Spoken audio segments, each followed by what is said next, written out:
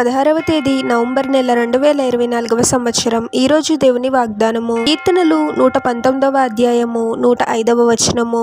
నీ వాక్యము నా పాదములకు దీపమును, నా త్రోవకు వెలుగునై ఉన్నది. సహోదరి సహోదరులారా, దేవుని వాక్కు పరిశుద్ధమైనది, ఎంతో శక్తివంతమైనది. ఒక మనిషి ఈ లోకంలో ఎలా జీవించాలి, ఏవి తాత్కాలికమైనవి, ఏవి శాశ్వతమైనవి, పరలోక రాజ్యంలో ప్రవేశించడానికి ఒక మనిషి ఎలా జీవించాలి, ఇలా ఎన్నో విషయాలను దేవుని వాక్కు స్పష్టంగా బోధిస్తుంది.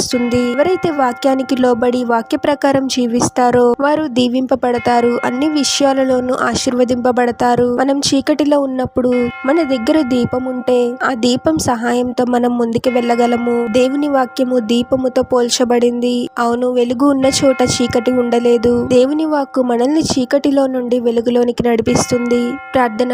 పరిశుద్ధుడవగు ప్రభువా, మీ పరిశుద్ధమైన పాదాలకు వేలాది వందనాలు, స్తుతులు, స్తోత్రాలు చెల్లించుకున్నాము తండ్రి. మరొక నూతన దినంలోనికి మమ్మల్ని క్షేమంగా ప్రవేశింపచేసిన దేవా, మీకే స్తోత్రం ప్రభువా. వాక్యానికి లోబడే వారముగా మమ్మల్ని దీవించండి తండ్రి. ఏవి తాత్కాలికమైనవి, ఏవి శాశ్వతమైనవి గ్రహించగలిగే జ్ఞానాన్ని అనుగ్రహించండి ప్రభువా. ప్రతిదినము వాక్యాన్ని ధ్యానిస్తూ ఆ వాక్యం ద్వారా మేము సరైన మార్గంలో నడవడానికి మాకు సహాయం చేయండి తండ్రి. కేవలము వాక్యాన్ని ధ్యానించే వారముగా కాకుండా వాక్య ప్రకారము జీవిస్తూ మిమ్మల్ని మహిమపరిచే గణపరిచే వారముగా మమ్మల్ని దీవించమని ఈ ప్రార్థనలో ఏకీభవిస్తున్న ప్రతి ఒక్కరిని పేరు పేరున దీవించి ఆశీర్వదించి అభిషేకించమని, వారు చేసే ప్రతి పనిలో మీరే వారికి తోడుగా ఉండి వారిని అన్ని కీడుల నుండి అపాయాల నుండి మీరే వారిని రక్షించమని ఈ మా మనవులన్నీ యేసుక్రీస్తు వారి పరిశుద్ధ నామంలో అడిగి వేడుకొనుచున్నాము తండ్రి. ఆమేన్.